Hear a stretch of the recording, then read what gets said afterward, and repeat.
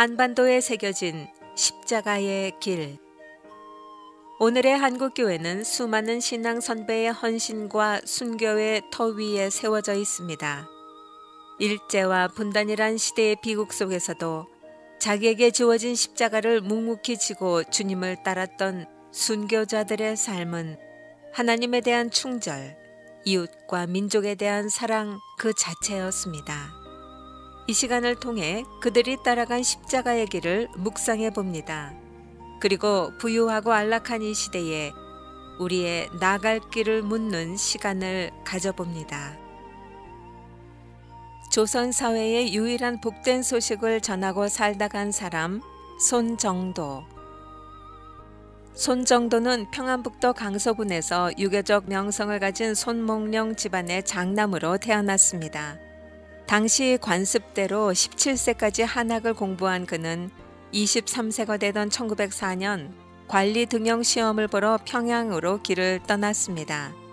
그런데 평양 근교 조씨 마을에 하룻밤 머문 것이 그의 인생을 바꾸는 계기가 되었습니다. 밤을 지내기 위해 우연히 들린 곳은 이 마을 조 목사의 집이었는데 그로부터 새로운 학문과 세상 돌아가는 이야기 그리고 기독교 교리를 심도 있게 들었습니다. 이때 받은 감동과 결심으로 그는 관리가 되겠다는 생각을 접고 그 자리에서 상투를 자르고 바로 고향으로 돌아와 집안의 사당을 몽둥이로 부수었습니다. 예수 때문에 쫓겨나다시피 집에서 나온 손정도는 조 목사의 도움으로 평양에 있던 감리교 무월 문요한 선교사 집을 찾아 그의 어학선생 겸 비서로 일했습니다. 그는 동시에 조만식 등과 함께 숭실학교에서 공부했고 아내 박신일은 평양의 기홀병원에서 자벽부로 일하기도 했습니다.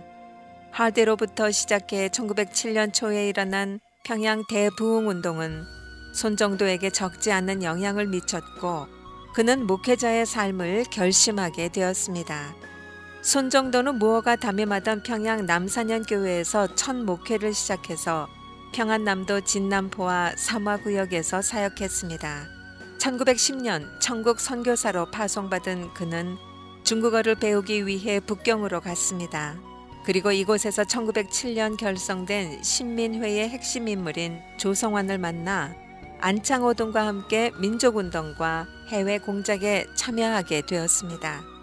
이후 손정도는 천진, 단동, 하얼빈에서 교포들을 돌보는 목회를 하게 되었고 1912년에는 블라디보스토크까지 가서 북방 지역에 흩어진 동포들에게 복음과 함께 민족운동을 전했습니다. 그의 삶과 활동은 은혜롭고 열정적인 설교, 뜨거운 애국심, 진심이 깃든 언행으로 특정 지을 수 있습니다. 복음 전파와 민족운동을 열정적으로 전개하던 손정도는 1912년 7월 가스라 타로 공작 암살미수 사건과 105인 사건 공모자로 체포되어 경성 경무 총감부로 압송되었습니다. 항일운동과 독립운동을 시도한 자들을 잡아들이기 위한 일제의 기나긴 포갑 정치의 서막이었습니다. 이 때문에 1년 어간 옥고를 치른 그는 보안 조례 위반으로 인한 거주 제한 1년 처벌을 받고 1913년 11월 5일 전라남도 진도에서 유배 생활을 했습니다. 이후 손정도는 서울 동대문교회, 정동교회에서 사역하면서 청년들에게 하나님 사랑과 나라 사랑을 강조했습니다. 3년 어간의 정동교회 사역은 가장 보람찬 기간이었습니다. 많은 논문과 설교를 왕성하게 기고했고 교회는 성장에 증축되었으며 유관순과 같은 청년들을 길러냈습니다. 1918년 겨울 그는 담임 목사직을 사임하고 상해로 망명했습니다. 일본의 감시로 인해 선교사 자격으로 만주로 가기가 어려워지자 상해 망명의 길을 택한 것입니다. 그는 대한민국 임시정부 의정원 의장에 선출되는 등 민족의 독립을 위해 다양한 활동을 일선에서 전개했습니다. 이토 히로부미를 저격한 안중근의 가족을 돌보는 등 민족운동에 앞장서는 동시에 목사로서 교회들을 돌보았습니다.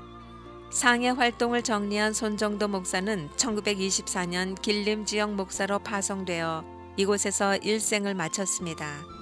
미 감리회는 1918년 배형식 목사 파송과 함께 만주 선교를 확장해 가고 있었습니다.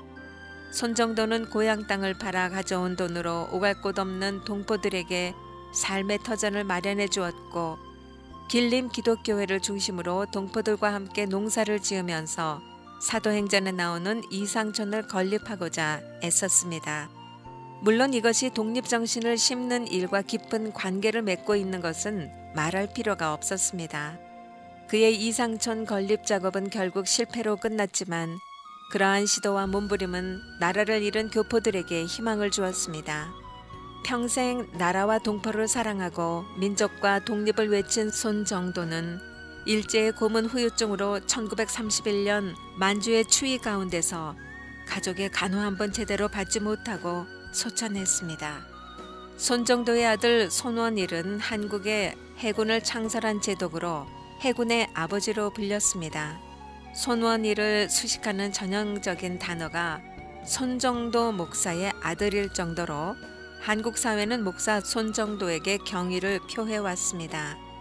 손원일의 장남 손명원은 할아버지 손정도의 호, 해석을 영어로 번역한 오션 락이라는 컨설팅 업체를 운영해 그 정신을 기리고 있습니다.